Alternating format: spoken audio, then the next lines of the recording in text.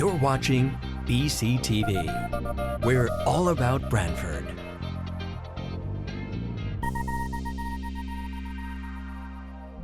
You're watching BCTV, Branford Government Television, a service of Branford Community Television. This program is brought to you in part through the support of the town of Branford. Okay, we're going to get started for Town of Branford Board of Finance regular meeting Monday, June 24th, 2024. First on the agenda is to approve the minutes of the May 20th, 2024 meeting. I'll move that, Joe. Been moved by Jeff. I'll second. Seconded by Pam. Discussion and changes. All in favor? Aye. Next is citizens' communications.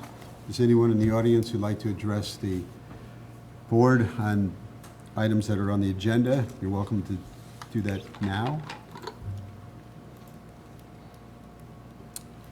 Okay, with no takers, we'll go to item number 3, to consider and if appropriate approve a request from the superintendent of schools to establish a non-lapsing account.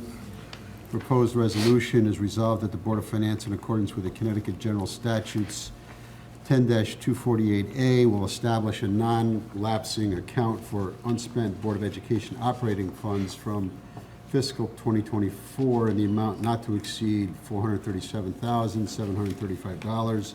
These funds will be used to provide mental health services and substitute staffing, which were previously funded through pandemic relief grants. And that would, in order to facilitate that, we would be transferring $437,735 out of fund balance into the operating transfers out for the same amount, and then establishing a Board of Ed non-lapsing fund with a transfer into 437 and authorization to spend the $437,735 on non-personnel. Now, Jim did provide a letter to us, an update, as well as the memo from Superintendent of Schools, Chris Tranberg, who's here tonight. If you'd like to come up, Chris. And again, the board was aware of this, and actually we cut the $437,735 out of the budget for the Board of Ed with the concept that this may be forthcoming. So Jim and then Chris. Sure. Thank you. Yeah, that's an excellent summary, Joe. And the origin story of this really goes back to the 22-23 budget. As you may recall, that was the safe harbor budget. That was the theme that year. And in the budget hearing, there was a exhibit that was referred to which talked about all of these ESSER dollars, which would basically be going away in a future year. And the number was, in round numbers, $2.3 million. And it listed a variety of things. The largest two items, and there were many, was the effective school solutions and substitute teachers. So when the 22-23 budget was adopted, the board and the administration were very concerned that we have this fiscal cliff that's out there due to the pandemic funds going away. Soon after Chris took office, we met with Chris and then the business manager, Don Neal, and we started talking about ways to remedy this cliff. And we were also talking about trying to be modeling our future costs and expenses. And one of the things that, with some conversations with the chairman of the board, we were kicking around ideas, and one of the ideas that we thought we might revisit was Section 10-248A, which allows the Board of Ed to create a non-lapsing account. And as the chairman has noted, we tried to make a commitment to the Board of Ed, at least for the foreseeable future, at least modeling this out as well, of 4% operating budget increases.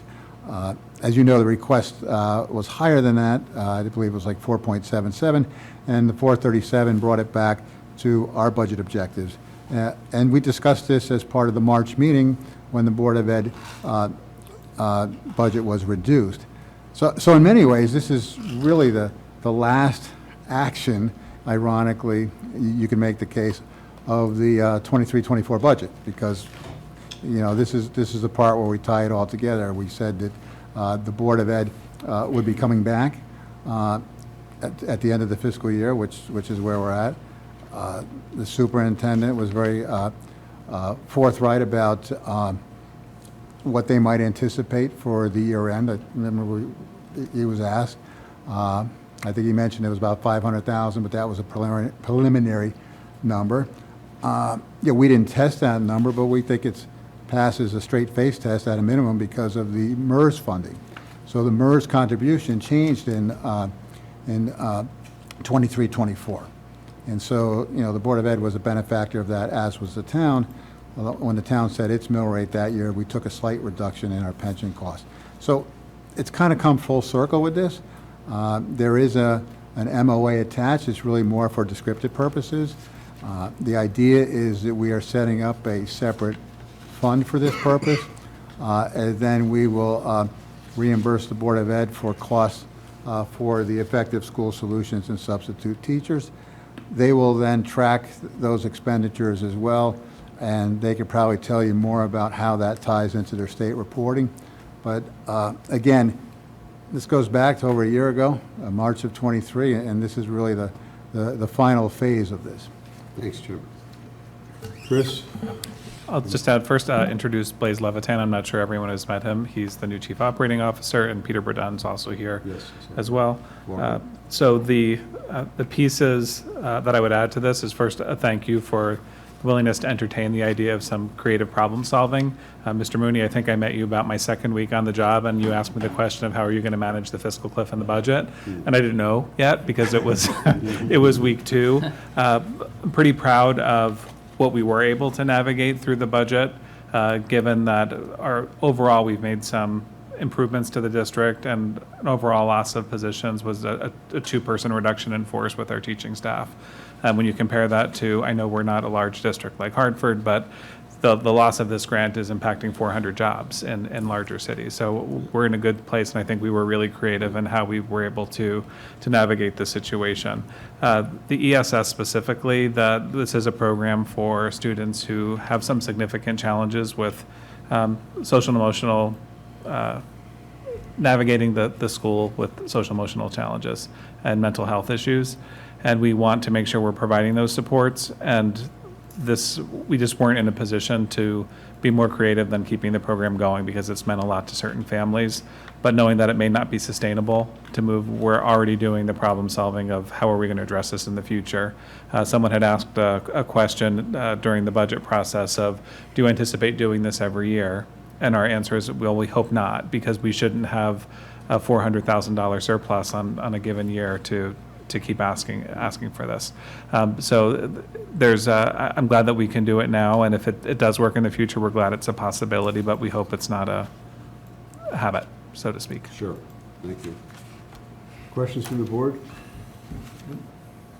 So, Joe, so this is a 1 year for the fiscal year 24-25? Yes. Thank you. So the fund was established for this particular Correct. year as well, Jeff. So, okay. I'll move it. Moved by Jeff. Second by Harry. Discussion? All in favor? Aye. All set? Great. Thank you. So we'll stay for the next item. Sure. I knew that. Okay, item number four is to hear an update from the superintendent of schools on the planned roof project at the Branford High School. I'll turn this over to Blaise rather quickly, but I did signal in my transmittal letter with the budget that the roof is in bad shape. You may have heard yourself or seen yourself if you've been in the high school. We do have red buckets strategically placed about the building because water has been running in the building, not necessarily on the rainy days, but the days following the rain, and especially in the winter, which means the water's traveling, which is not a good thing, as you know. So we took some, I'll call them triage steps this summer to hopefully buy us some time that will get us to next summer in order to make those repairs. And just want to let Blaise talk a little bit about some of the paths we're exploring to be as strategic as possible with a new roof, since it's a rather large project. Yeah, thank you, and it's nice to meet everybody, and thanks for having me here. Looking forward to working with everyone. Yeah, we've been working really closely with the town, the First Selectman's office, and just recently with kind of really getting to understand how bad the water penetration over the last year has probably really drastically increased in the building. We have worked through some partnership with Jim on looking at some different options for financing and leveraging the size of the roof in terms of energy savings and kind of future-proofing that building, since it's one of the largest structures in town and has one of the largest roofs in town. But what we're doing right now is we've had a couple of roofing assessments done, 2 roofing assessments done, top down with core samples. The roof no doubt needs to be replaced.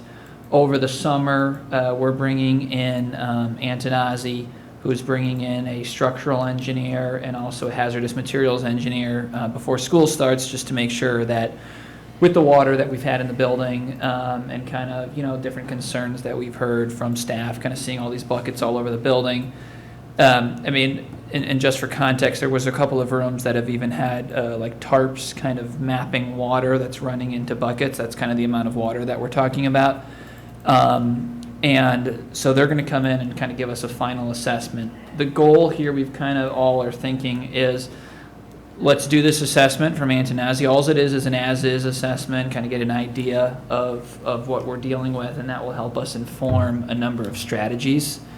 And then bring forward, having everyone here kind of be key players about what we're doing. We've had other, 2 different firms looking. It's not like there's any presenting of structural concerns or anything like that's causing some major concern like that. There's no cracking on the walls or things that would initiate some cause for concern. So this is more out of caution. And then more importantly, to kind of help understand what type of scale we might be dealing with, and then that helps inform which type of approach we end up kind of going down the road taking. I think globally what we just want to do is, with the purpose of this meeting, is to kind of just put it out there that this is an issue. I think we would anticipate needing to work with the town to ultimately, whatever we're dealing with, come forward with some type of interim funding resolution or kind of off cycle, so that we would ultimately be able to go to bid and have a vendor secured so they could start next summer. But kind of before we even kind of went down that road, the thought was let's see what we're dealing with and bring in a structural engineer and another firm to kind of give us the scope of the problem before we get too far down the road solutioning. But the goal here is kind of through Dr. Tramberg and Peter's leadership, and then and Jim and First Selectman Cosgrove, is to kind of just make sure we're trying to be as transparent as possible and kind of bring this out forward. We did put, Chris just mentioned kind of like a Band-Aid on the roof right now. The good news, they're finishing tomorrow. This was Martin Roofing. The good news about that is we just had a ton of rain over the weekend, and the areas that they did this kind of temporary cover, we had no water penetration in the building. So that's a good thing. That's a good sign. So how many roofs are on in that facility? There's 22 roofing systems, and 17 of them were flagged as either critical or like a failure or in need of replacement. And so what's a rough estimate of what you're talking about for project cost? I would say at the moment we really don't have a good number. I think there was a historical number that was maybe somewhere in like a $4 million range. 4 million? But I think what we're hearing from the 2 firms that have looked at it is that we'll be looking at something definitely north of that amount. We don't have an estimate yet until we kind of bring in. So you'll provide us with the as-is assessment when they provide the age of the roofs. Are there any warranties that kick in at all? I believe we're beyond almost any of the ages of the roofs, but what we can share with you is the 2. We have one of them. We're expecting a second one. Kind of these reports that roofing firms have done. Can share those now. And then Antonazzi will be done before the start of school. Yeah. So we'll have a good framework there and share that as well. And part of Antonazzi's work is a cost estimate. Informally received a number from the second firm that looked at it, that was a little north of $5 million. And they kind of saw no scenario in which it would be less than that, just based on the condition and the size. That got it. So, they say don't shoot the messengers. So we're going to be kind to you tonight. But I guess the question is, how does this happen? You know, I mean, I guess it's more rhetorical, okay, that, you know, that's what you have to look at to get into this condition. And I know there was some discussion with the administration, with the prior administration at the Board of Ed, and about the condition of the roof, and we were told that things were okay. So it's a little upsetting that you're to me anyhow, that we're at the point now where you've got an emergency.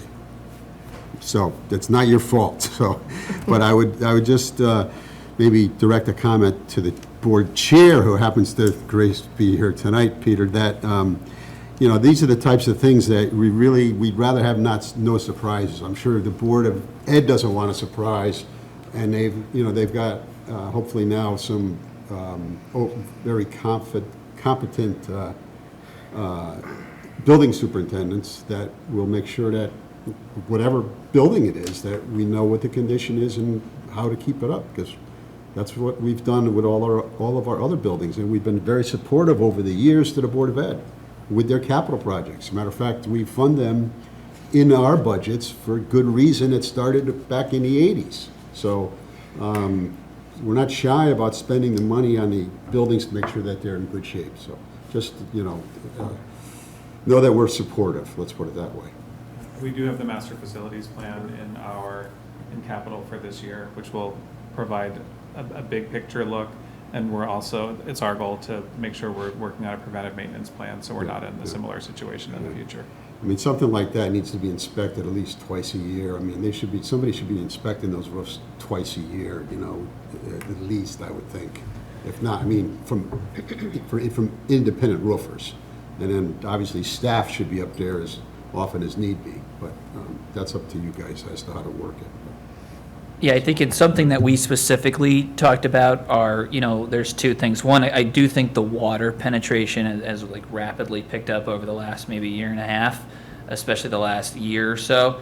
But in terms of capital planning, kind of the other charge that Peter, Chris, that we've talked about is similar to, I think, how the town approaches it, which is building out kind of a systematic plan for some of these basic systems. And part of the charge of the facility master plan in that is for us to do some of our homework. A roof has a life cycle. I mean, from a finance side of view, 20 years is 20 years. We should be planning, like on our side of the ledger, we should, boilers, roofs, HVAC systems, all of them have X equals, you know, Y should be Z, X plus Y is Z, because it should be a very formulaic system for the people that are doing finance for us to have some type of model, and then, you know, They should be on your depreciation schedule. Correct. You know, and then you have a better debt service number, each you're projecting, particular you know, roof. so that's kind of the goal of the program. Sounds good, Blaise. Other questions or comments? Will that assessment include any mold? Will they be looking at, you know, maybe what's going on behind the walls, and if there's mold behind it, you know, for the kids' safety? And I mean, if they're putting tarps up to direct water, I'm sure something's gotten behind those walls, right? For this summer, for the Antonazzi study, that's specifically one of the things they're checking Okay, for. great, Yeah, great. it's mold, and just to make sure it's safe before kids come in the buildings. Other comments, questions? Thanks for the update. Thank you, Blaise. Welcome aboard. Thank you, Chris, Peter. Take care. Thank you. Thank you. All right, item number 5 is to consider and if appropriate approve the following transfer request from the town planner for planning and zoning budget for fiscal '24 from consulting $12,500 into capital fund $12,500 in order to fund the zoning regulation update. Welcome, Harry. Good evening.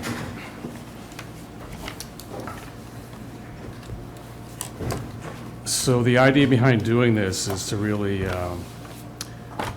obtain a way to flexibly take a pretty serious look at one particular section of the zoning regulations. This document, we've got, you know, things in the beginning where we've done amendments, we've done some changes and Band-Aids to different issues that come up, is about 12 years old, 10, 12 years old at this point. In there is a section, you can see it, referred to it in my memo, about basic standards with which development applications need to comply, and talking about things here like the amount of parking that's required, how to manage stormwater runoff, lighting, landscaping, and a whole host of other things, soil and erosion control. There's a whole list of issues and things that have standards with which developments have to, the Planning and Zoning Commission staff evaluate developments against. Some of those standards in here, depending on what category you're talking about, have gotten out of sync with kind of what's going on in the development world and what's going on technically. For example, lighting. Our lighting standards, probably in the heart of it, go back to the 90s when they were first put together. When they redid this document about 10, 12 years ago, LEDs weren't prevalent, but that is the basic form of outdoor lighting now. And we have cobbled together various ways to look at LED lighting plans and see if they meet the antiquated standards in here, but it's really not ideal. It doesn't give a clear roadmap for people looking at how to get a project approved in terms of what they need to do. And I think that's certainly one area that needs to be updated. How much of this we can get at with the amount of money we're talking about, I can't really tell you exactly. I think I'd work with the Planning and Zoning Commission and sort of look at a priority list and sort of work it down and come up with an approach that way. But it's very difficult in any one fiscal year to have a project that's going to get into this and sort of mobilize the consultant and get everybody involved, trying to sort of frankly get as much done as possible. So I've thought trying to take 2 years worth of money and do that, and fortunately the Finance Department sort of suggested a vehicle that would allow us to do that. So this is creative as far as creating as far as creating a project around the update. So what do you think the total cost would be to update? Well, I believe I've got about 12,000 in this year's. Right. We probably, a couple other things we need to look at, updating our zoning map, but probably a little bit north of 20,000, probably like 23, 24. So it'd be a hard cap, and we'll do whatever we can do for that amount of money, basically. Okay. Jim, you had any comments on that, or no? You're good? I think the thing speaks for itself. Boy, that's a rare one. Okay, questions from the board? You good? All right. I'll move it, Joe. Moved by Victor, Second. second by Jeff. Discussion? All in favor? Aye. Okay, thank you very much. All right, Larry. Good luck. Next up is to consider if appropriate approve or transfer for general government buildings, GGB, for fiscal '24 as follows: from contingency 48 into purchase services and repairs, 48,000. Jim, what's the contingency balance? Okay, with tonight's transfer, the contingency balance will be $1,262,088. Okay. And Yeah, $1,262,088.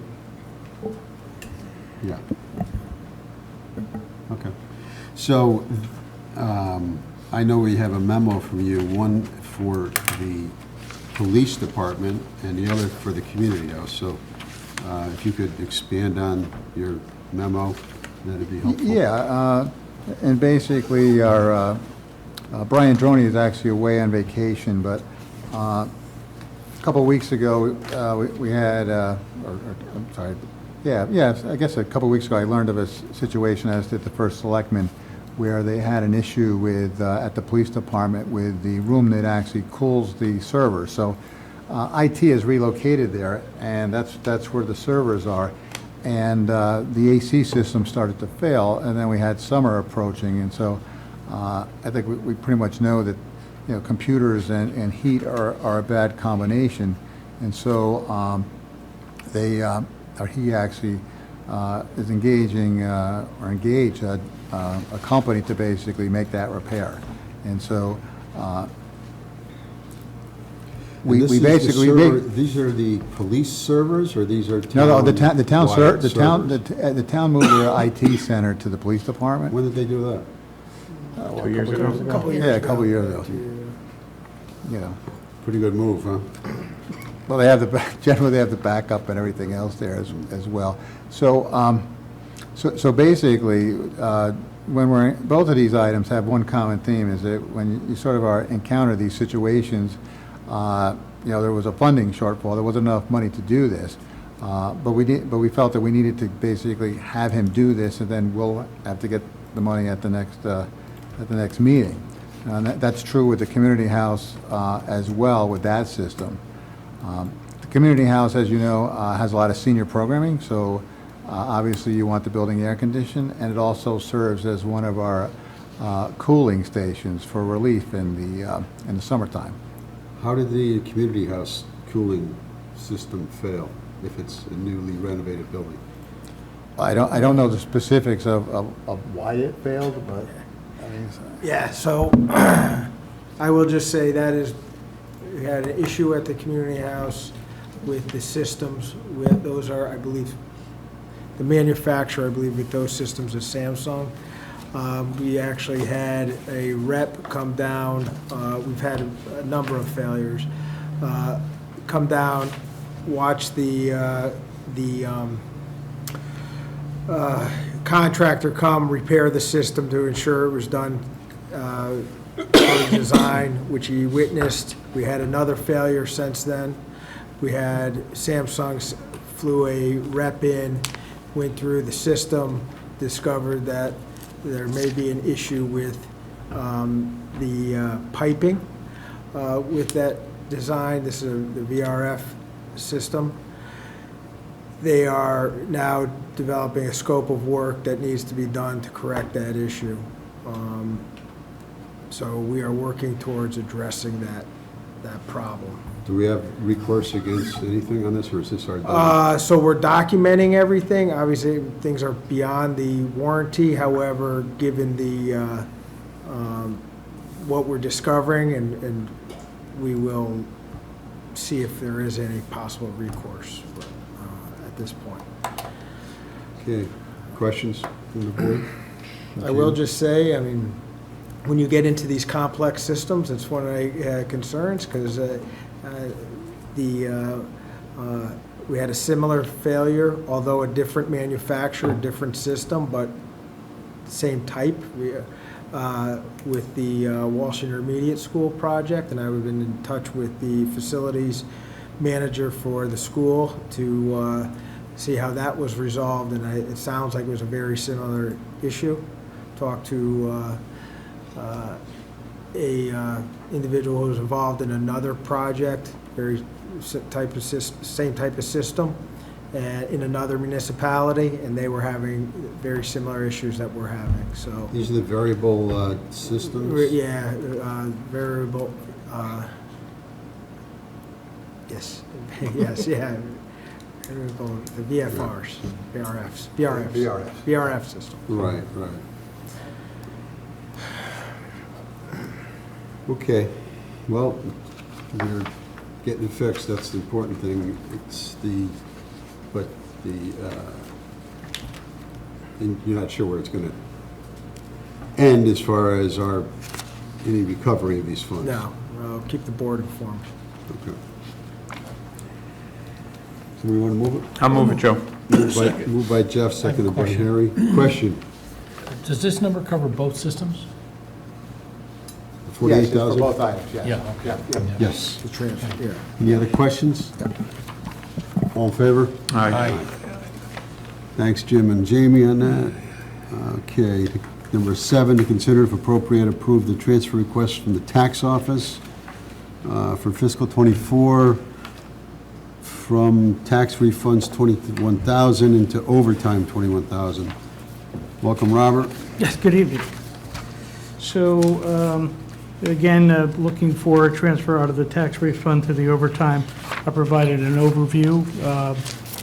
Wondering if anyone had any questions regarding that?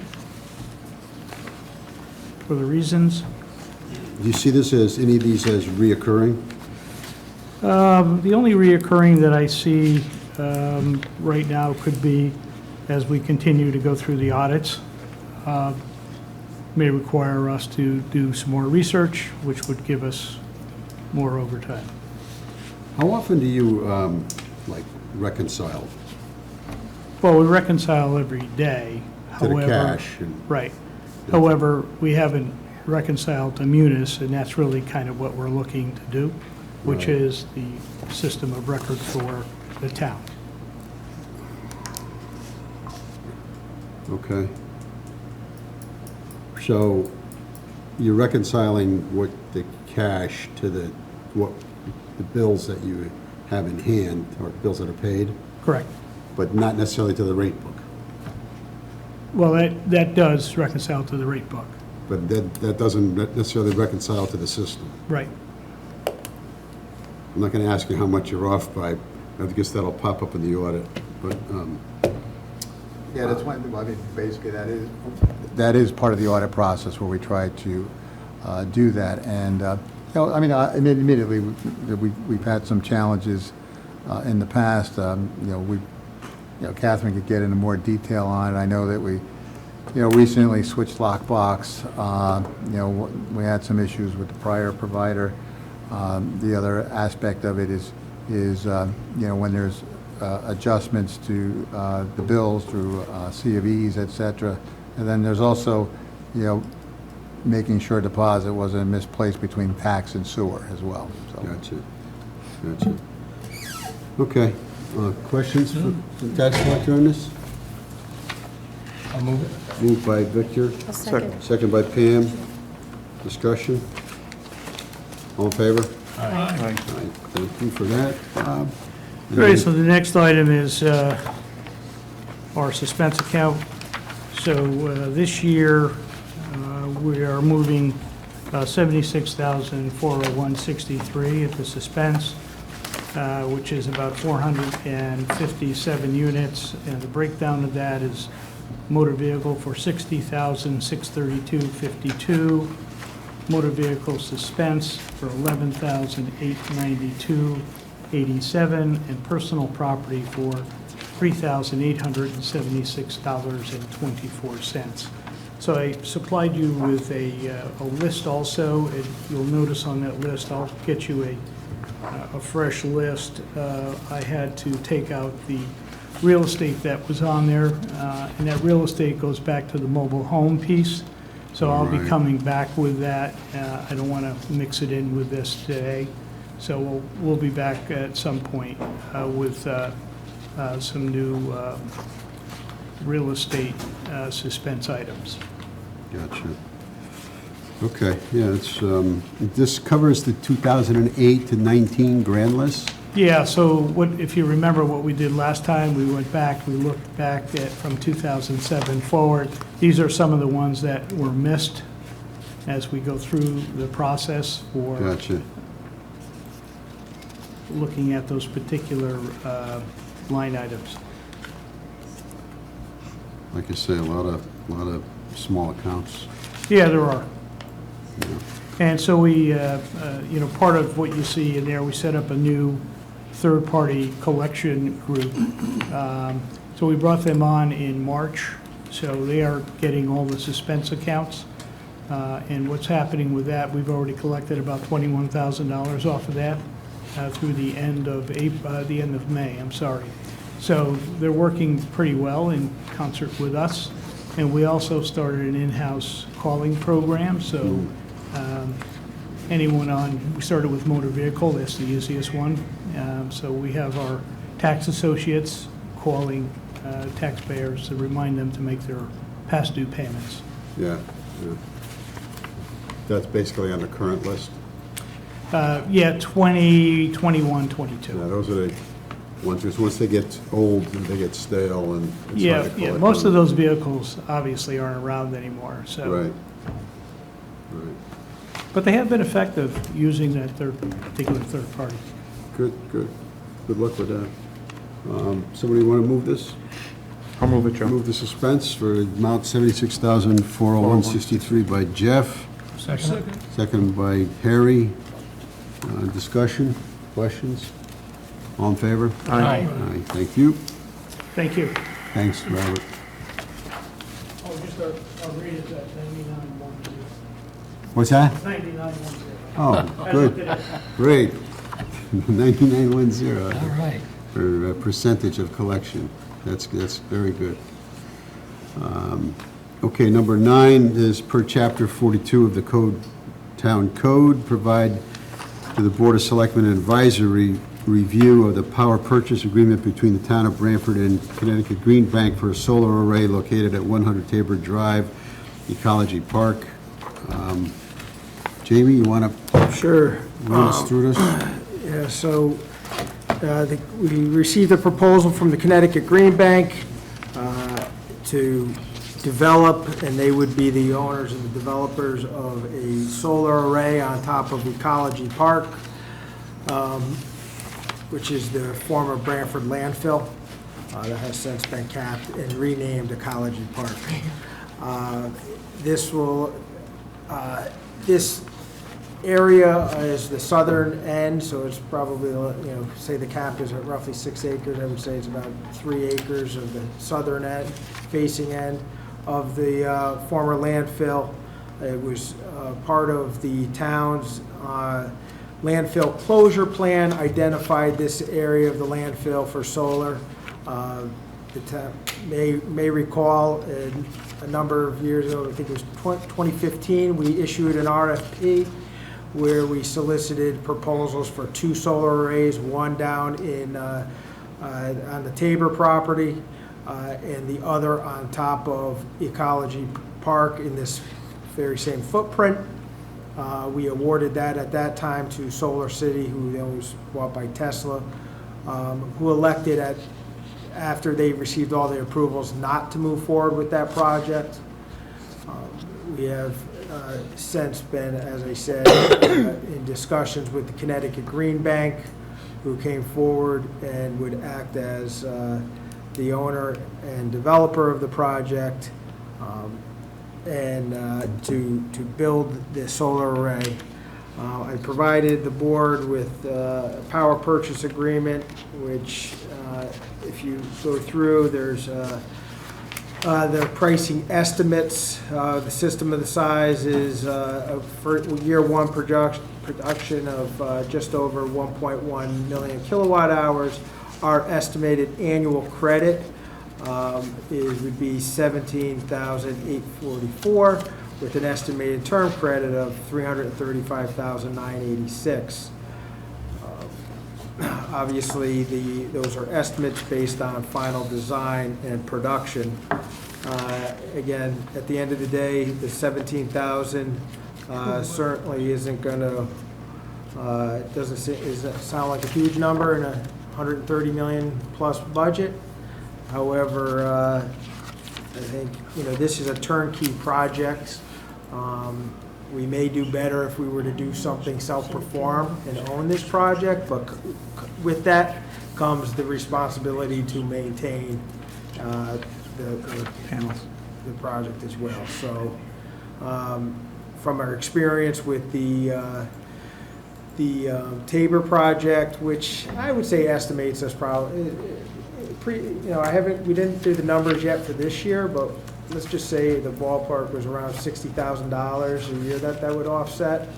But again, there's $0 spent on the town side in maintaining or servicing.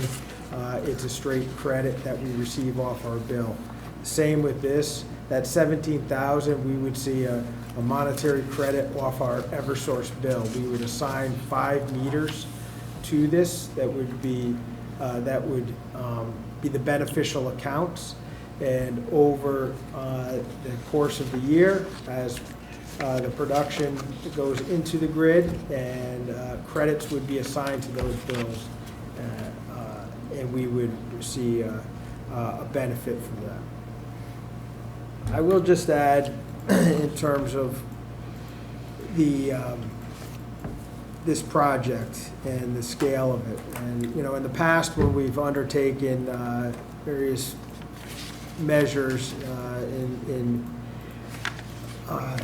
renewable energies or high efficiency buildings, and we're contemplating, I've often said we look at what is the operational benefit, financial benefit, and environmental benefit.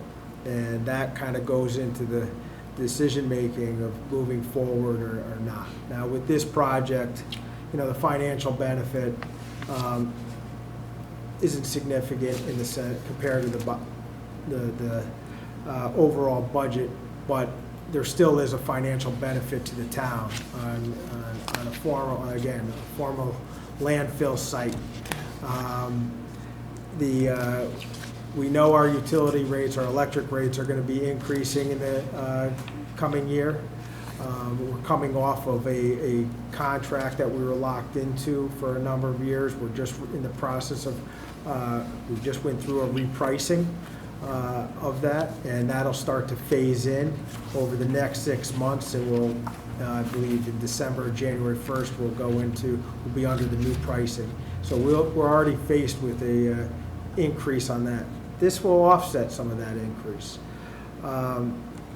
So I do see that, there is a financial benefit. Environmental, obviously, renewable energy, there's, an argument to be said that has a positive environmental benefit. Now, operationally, we may say, well, what's the benefit to the town? And, where we can't really assign it to a specific department or overall town, but I think, we have to recognize that there's 3 components of energy, electricity right? There's the generation, the transmission, and the distribution. We know, our country, and particularly this region, northeastern region, is under a lot of pressure. We have a system that's struggling to meet capacity. We have a lot of things that are out of our control in terms of addressing, right? When it comes to generation and transmission. But, I'm not saying that this is going to address the major issues. However, this is a small part, and not the transition, but the diversification.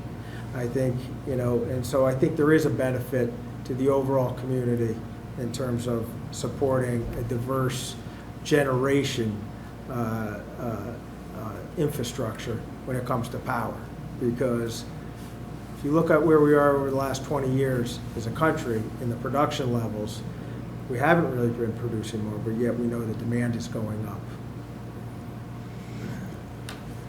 I'm going to get off my soapbox, but it's You're doing good, Jamie. I'm I know, and I did talk to Jamie about this over the weekend, and had a little concern about it. And did the board have an opportunity to read the contract? I was just wondering if is it fixed, the size of this, and so 17,000 is it, or could they expand a little? I don't know. Well, what the we're size trying to stay within a footprint. So they're again, it is really staying within what the town has previously approved in that footprint. So that's what really drives and there's just so much capacity that they can build. So it's about a third or a half of that? Yeah, it's about a third. I would say a third of the landfill cap. Oh.